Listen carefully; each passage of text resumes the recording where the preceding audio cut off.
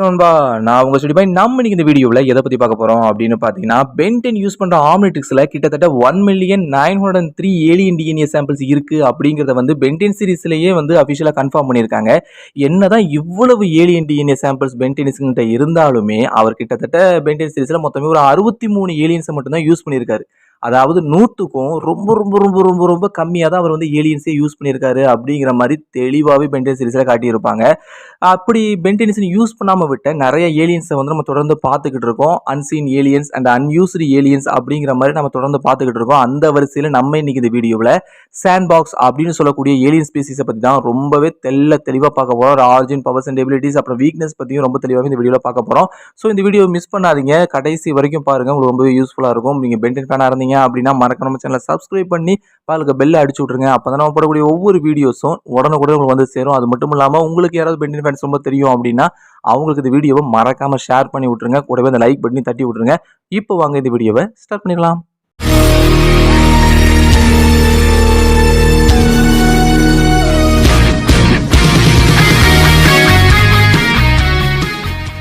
சாண்ட்பாக்ஸ்னு சொல்லக்கூடிய இந்த alien species வந்து ஒரு அன்சீன் ஃபியூச்சர் ஏலியன். அதாவது இது வரைக்கும் பென் 10 சீரிஸ்ல நாம இந்த ஏலியனை வந்து பார்த்துருக்கவே மாட்டோம். ஏன்னா இது ஃபியூச்சர்ல தான் பென் 10,000 இருக்கார் பார்த்தீங்களா, அவருக்கு தான் இது அன்லாக் ஆகும் அப்படிங்கிற மாதிரி தெளிவாகவே கன்ஃபார்ம் பண்ணியிருக்காங்க. ஸோ இப்போ இந்த சூழ்நிலையில வரக்கூடிய பென் 10 சீரிஸ்ல வந்து கன்ஃபார்ம் நம்மளால இந்த ஏலியனை பார்க்கவே முடியாது.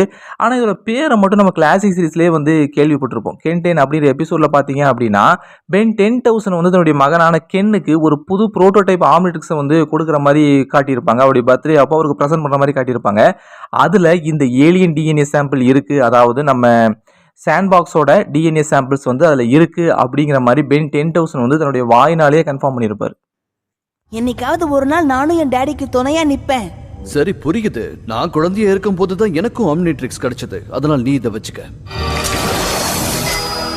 இன்னும் இதுக்குள்ள வைல்ட் வைன் இருக்கு, டிட்டோ இருக்கு, பஸ் ஷாக் இருக்கு, ஸ்பிட்டர், ஸ்னேக் பெட், அதோட சாண்ட் பாக்ஸ் இருக்கு.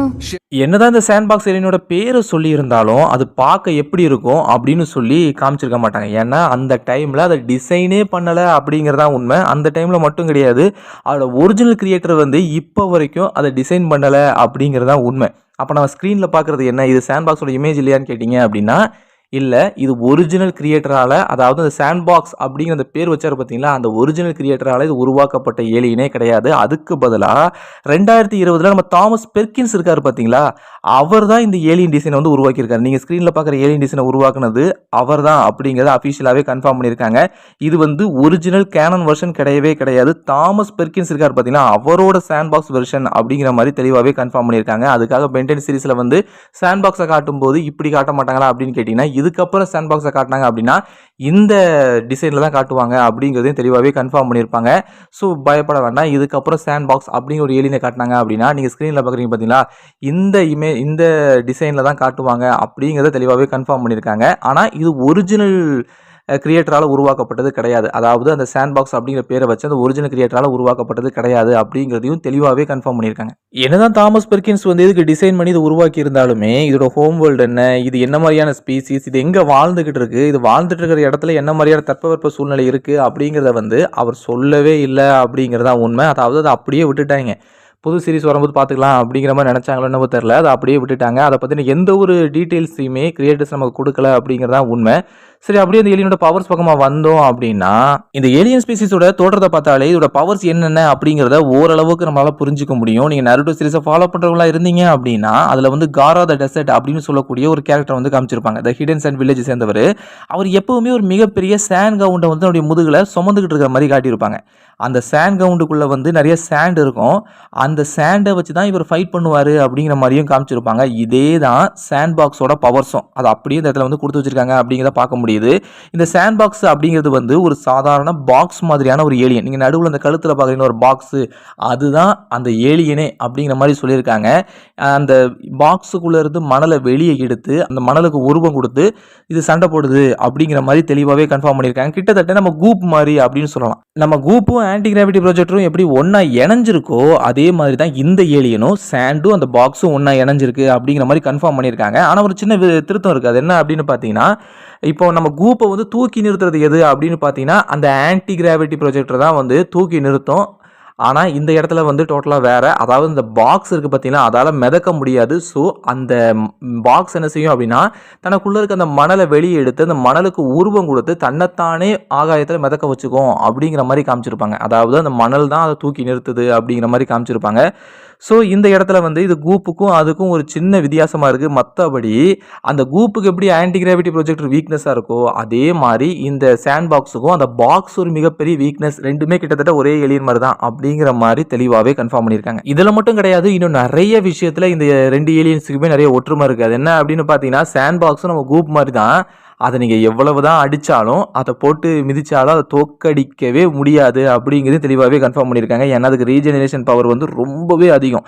அதுலேயும் பூமியில் தன்னை சுற்றி இருக்கிற சேண்ட் இருக்குது பார்த்தீங்களா, அதையெல்லாம் தான் கூட இணைச்சி கிட்டத்தட்ட 30 அடி உயரம் வரைக்கும் அதால் வளர முடியும் அப்படிங்கிற மாதிரி சொல்லியிருக்காங்க. நான் கிட்டத்தட்ட நம்ம ஸ்பைடர்மேனோட வில்லனான சாண்ட்மேன் இருக்கார் பார்த்தீங்களா, அவரை அந்த இடத்துல அப்படியே காப்பி அடித்து வச்சுருக்காங்க அப்படிங்கிறத வந்து தெளிவாகவே புரிஞ்சிக்க முடியுது. ஸோ ஏகப்பட்ட கேரக்டரை வந்து நம்மளால் இந்த ஏலியனுக்குள்ளே பார்க்க முடியுது. நம்ம காராவை பார்க்க முடியுது, நம்ம ஆன்டி கிராவிட்டி ப்ரொஜெக்டரை யூஸ் பண்ணுற நம்ம கூப்பை பார்க்க முடியுது, அதுக்கப்புறம் நம்ம சாண்ட்மேன். இந்த 3 கேரக்டரையும் ஒன்றா இணைச்சி தான் இந்த சாண்ட் பாக்ஸ் அப்படின்னு சொல்லக்கூடிய இந்த கேரக்டரை உருவாக்கியிருக்காங்க அப்படிங்கிறத நம்மளால் தெளிவாகவே புரிஞ்சிக்க முடியுது. ஸோ இந்த ஏலியனாலையும் நம்ம சாண்ட்மேன் மாதிரியே ரொம்ப மிகப்பெரிய உயரத்துக்கு வந்து இதால் வளர முடியும் அப்படிங்கிற மாதிரியும் சொல்லியிருக்காங்க. கூடவே இந்த ஏலியனால் ஷேப் ஷிஃப்டிங் பண்ண முடியும் அப்படிங்கிற மாதிரி சொல்லியிருக்காங்க. இந்த ஷேப் ஷிஃப்டிங் பவர் வந்து என்ன மாதிரி வேலை செய்யும் அப்படிங்கிறது வந்து இது வரைக்கும் அவங்க தெளிவாக சொல்லலை அப்படிங்கிறதான் உண்மை. ஏன்னா நீங்கள் பெண்டர் சீரிஸில் பார்த்தீங்க அப்படின்னா அந்த லைமேக்ஸ் இந்த மாதிரி ஏலியன்லாம் காட்டியிருப்பாங்க. இதால் என்ன செய்ய முடியும் அப்படின்னா, அச்சு அசலாக தன்னுடைய உருவத்தை வந்து மாற்றிக்க முடியும். ஒரு கேரக்டர் மாதிரி அச்சு அசலாக தன்னுடைய உருவத்தை வந்து மாற்றிக்க முடியும் அப்படிங்கிற மாதிரி காமிச்சிருப்பாங்க. அதே மாதிரி நம்ம கூப்பை பார்த்தீங்க அப்படின்னா, அதால் அச்சு அசலாக தன்னுடைய உருவத்தை வந்து மாற்றிக்க முடியாது அப்படின்னாலும், ஒரு பால் மாதிரியோ ஒரு ஸ்கொயர் ஷேப்லையோ இல்லை வேறு ஏதாவது பொருள் மாதிரியோ இல்லை வேறு ஏதாவது ஒரு ஏலியன் மாதிரியோ தன்னுடைய உருவத்தை வந்து மாற்றிக்க முடியும். ஆனால் அது அச்சு அசலாக இருக்காது, தன்னோட ஷேப் தன்னோட உருவத்தில் தான் இருக்கும் அப்படின்னாலும் அந்த ஷேப்பை வந்து அதால் மாற்றிக்க முடியும் அப்படிங்கிற மாதிரி காமிச்சிருப்பாங்க. இப்போ இந்த ஏலியனால் என்ன மாதிரி தன்னுடைய ஷேப் ஷிஃப்டிங் பவர் வந்து யூஸ் பண்ண முடியும்? ஒரிஜினலாக யூஸ் பண்ணிக்க முடியுமா? இல்லை ஓரளவுக்கு அந்த ஷேப்பை மட்டும் இந்த பந்து மாதிரியோ இல்லை அந்த மாதிரியே மாற்றிக்க முடியுமா அப்படிங்கிறது வந்து தெரியலை. அதை இன்னும் அவங்க தெளிவாகவே கன்ஃபார்ம் பண்ணலை. ஸோ ஃபியூச்சர் அதை பற்றி தெளிவாக சொன்னாங்க அப்படின்னா நல்லா இருக்கும் அப்படின்னு சொல்லி நினைக்கிறேன். கூடவே இந்த ஏலியனால் தன்னை சுற்றி ஒரு மிகப்பெரிய சாண்ட் ஸ்டாமையே உருவாக்க முடியும் அப்படிங்கிற மாதிரி சொல்லியிருக்காங்க. இந்த சாண்ட் ஸ்டாம் வந்து ரொம்பவே பவர்ஃபுல்லாக இருக்கும், எதிரிகளை குருடாக்கக்கூடிய அளவுக்கு மிகப்பெரிய சக்தி வாய்ந்ததாக இருக்கும் அப்படிங்கிற மாதிரியும் சொல்லியிருக்காங்க. எதிரிகளை குழப்பி விடுறதுக்கும் இல்லை எதிரி ரொம்பவே பலசாலியாக இருந்தா அப்படின்னா எதிரிகிட்ட இருந்து தப்பிச்சு ஓடுறதுக்கும் இந்த பவர் வந்து அதுக்கு ரொம்ப உதவியாக இருக்கும் அப்படிங்கிற மாதிரியும் கன்ஃபார்ம் பண்ணியிருக்காங்க. இதை பயன்படுத்தி இதை வந்து தப்பிச்சு ஓடுறதுக்கு ரொம்ப சுலபமாகவே இருக்கும். ஒரு தற்காப்புக்காக இதை வந்து அதை பயன்படுத்திக்கும் அப்படிங்கிற மாதிரியும் சொல்லியிருக்காங்க. அவ்வளவுதான் இதோட பவர்ஸே. அப்படி இதோட வீக்னஸ் பக்கமாக வந்தோம் அப்படின்னா, நான் ஏற்கனவே சொன்ன உங்களுக்கு நம்ம எப்படி நம்ம கூப்புக்கு ஆன்டி கிராவிட்டி ப்ரொஜெக்டர் வந்து ஒரு சின்ன வீக்னஸாக இருக்குதோ, அதே மாதிரி இந்த சாண்ட் பாக்ஸுக்கும் அவரோட கழுத்தில் இருக்க அந்த பாக்ஸ் வந்து ஒரு மிகப்பெரிய வீக்னஸ் அப்படிங்கிறத வந்து தெளிவாகவே கன்ஃபார்ம் பண்ணியிருக்காங்க. இப்போ நம்ம கூப்பை தோக்கடிக்கணும் அப்படின்னா அவரோட சண்டை போட்டு தோக்கடிக்கவே முடியாது. ஸோ ஒரு ஆன்டி கிராவிட்டி ப்ரொஜெக்டரை குறி வச்சு தாக்குனாலே போதும், ரொம்ப சுலபமாக அது வந்து வீக் ஆயிரும், தோற்று போயிடும்.